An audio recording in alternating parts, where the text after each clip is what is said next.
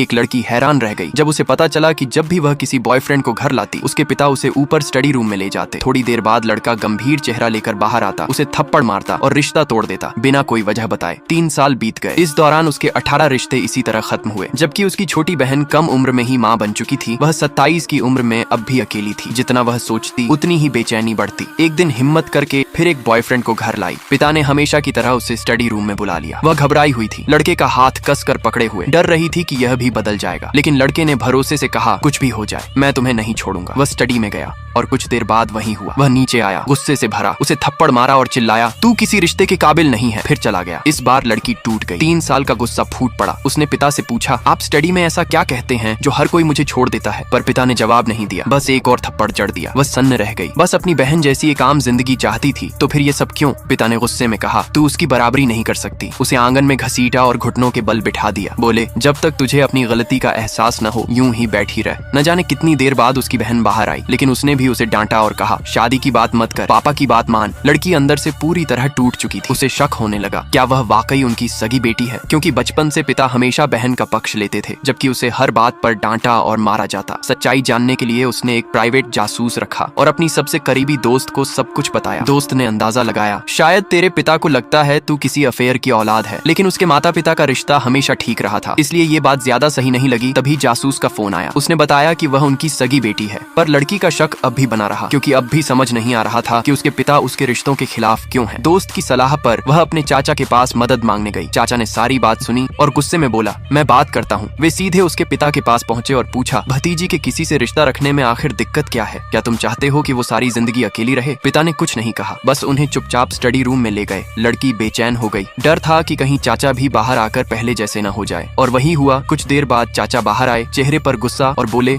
तू शादी के लायक नहीं है। फिर थप्पड़ मारा और बोला, अब मैं तुझे सबक सिखाऊंगा। उसकी चाची दौड़ती हुई आई, शायद वो उसका पक्ष लेंगी, यही उम्मीद थी। लेकिन पिता ने उन्हें भी स्टडी में खींच लिया। थोड़ी देर में चाची बाहर आई, चेहरा गुस्से से भरा था। वो चिल्लाई, अगर तूने शादी की तो मैं तुझे जहर दे दूंगी। लड़की डर से कांपने लगी। वो अपने कमरे में भागी, लेकिन वहां जाकर देखा फोन से सारे बॉयफ्रेंड्स के नंबर और तस्वीरें डिलीट हो चुके थे। वह गुस्से में बाहर आई और पिता से पूछा, ये सब क्यों किया? तब पता चला ये सब उसके पिता और बहन ने मिलकर किया था, ताकि वह कभी किसी से प्यार न कर सके। लड़की ने बहन से पूछा, तू मेरी जिंदगी में दखल क्यों दे रही है? पिता और भड़क उठे, चिल्लाए, चुप हो जा। फिर धमकी दी, अगर तूने नहीं माना तो तुझे मार डालूंगा। अब सब्र का बांध टूट चुका था। 3 साल की चुप्पी अब फट पड़ी। अब चाहे कुछ भी हो, उसे खुद देखना था कि स्टडी रूम में ऐसा क्या है जो भी अंदर जाता है उसका व्यवहार बदल क्यों जाता है। अचानक वह ऊपर की ओर दौड़ी, ठान चुकी कि अब वो सच्चाई जानकर ही मानेगी।